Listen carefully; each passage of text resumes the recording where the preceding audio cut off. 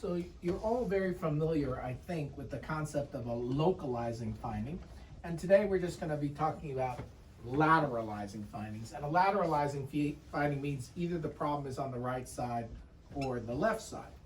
And in cranial nerves, it's usually pretty easy because most of the cranial nerves are only ipsilateral, and that's because they don't cross. So if you have an ipsilateral pathway and it doesn't cross,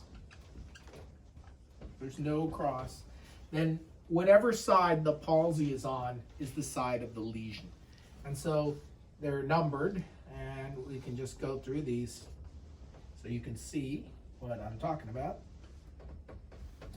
So olfactory, ipsilateral, ipsilesional, cranial nerve prechiasmal, cranial nerve 3, we got to talk about, as well as 4. 5, ipsilesional. 6, it can be non-localizing, which means the lesion can be actually on the other side. So this is a non-localizing and non-lateralizing finding of increased intracranial pressure. 6, so it's a little bit of an exception.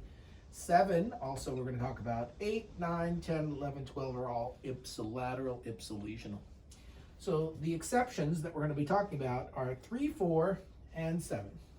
So for cranial nerve 3, it's going to be ipsilateral. If it's the third nerve on the right, it's going to be a third nerve palsy on the right. The only exception is the superior rectus muscle subnucleus, which is crossed. And what that means is when you have a nuclear third, you actually have all these little subnuclei. The central caudate nucleus controls the lid, and that means you either have no ptosis or bilateral ptosis in a patient who has a nuclear third nerve palsy. And the other muscles of 3, inferior rectus muscle, the medial rectus muscle, the superior rectus muscle, and the inferior oblique muscle are all ipsilateral except the superior rectus muscle. So the superior rectus muscle subnucleus actually supplies the contralateral superior rectus muscle. And so we can call something an obligatory nuclear third if we have a third nerve palsy on one side and a contralateral superior rectus muscle palsy, or it has bilateral ptosis or no ptosis associated with it. So that's a contralateral subnucleus of the superior rectus muscle. 4 is crossed, but it crosses immediately and exits dorsally. And so in the midbrain at the level of the inferior colliculus, in the midbrain, the 4th nerve exits dorsally and is crossed. And that means you can have a contralateral 4th nerve nucleus lesion that produces a 4th on the other side.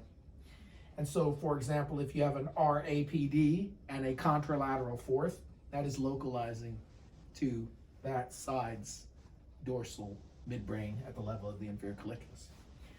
7, as you know from the other video, depends on whether it's an upper motor neuron or a lower motor neuron.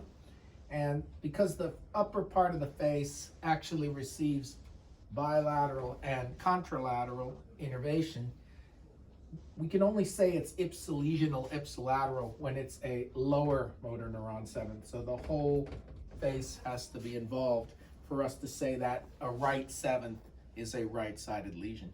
But if you have a right 7th, but you spare the face, then that's actually an upper motor neuron lesion on the contralateral side. And finally, 6th is non-localizing and therefore non-lateralizing, because that can be a sign of increased intracranial pressure. And so when we have a 6th on the right, you cannot tell if the lesion is on the right, the left, either, neither, or both. Even in things like pseudotumor cerebri, where there is no lesion, you can have a 6th on the right, the left, either, neither, or both. And so that is non-localizing and non-lateralizing. So in summary, all of the cranial nerves lateralized. The ones that don't cross are all ipsilateral, ipsilesional. The ones that cross are the superior rectus subnucleus, the nucleus of 4, and the upper motor neuron of 7.